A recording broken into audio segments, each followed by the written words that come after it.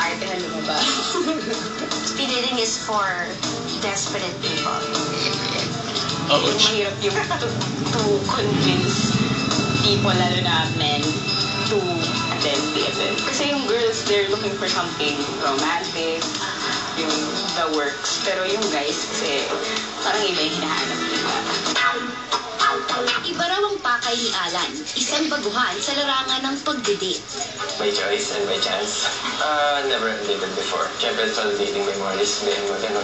Pero sa speed dating is my first time, saka before ngayon, wala pa akong date. Ang pinakamalaga sa akin experience, and at the same, saka yung new people to, yung makakilala. Hindi mo naman masabi lalo pag love. You can't expect na yung minsan spontaneous talaga siya eh.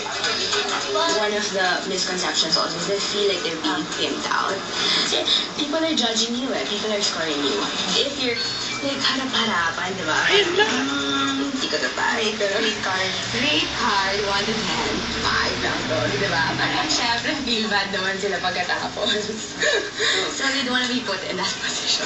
The whole package is being rated. So, kahit you're so personable, hindi nila type yung itsura mo. Good luck na lang kayo. Or kung ganda ka naman, biglang wala ka nung masabi. Yeah. Oh my, ganun din siya, diba?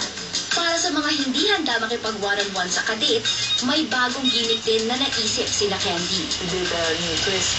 We did a group speed dating. Instead of having individual talk to each other, we grouped them into 5 pairs in a table. And then we did some activity like icebreaker games. And then I think people responded better. And it's less tiring.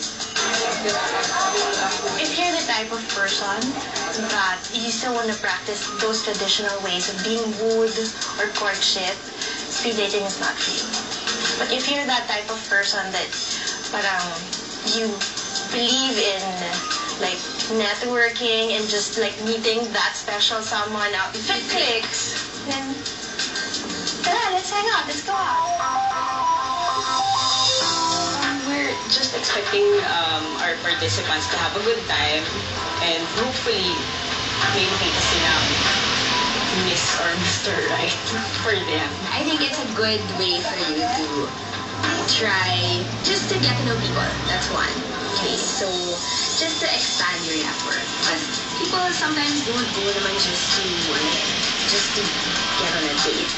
But just to get to know people, to meet possible friends. At para sa mga naghahanap ng bagong karanasan katulad ni Alan, Sana naging creative pa ako sa mga questions ko.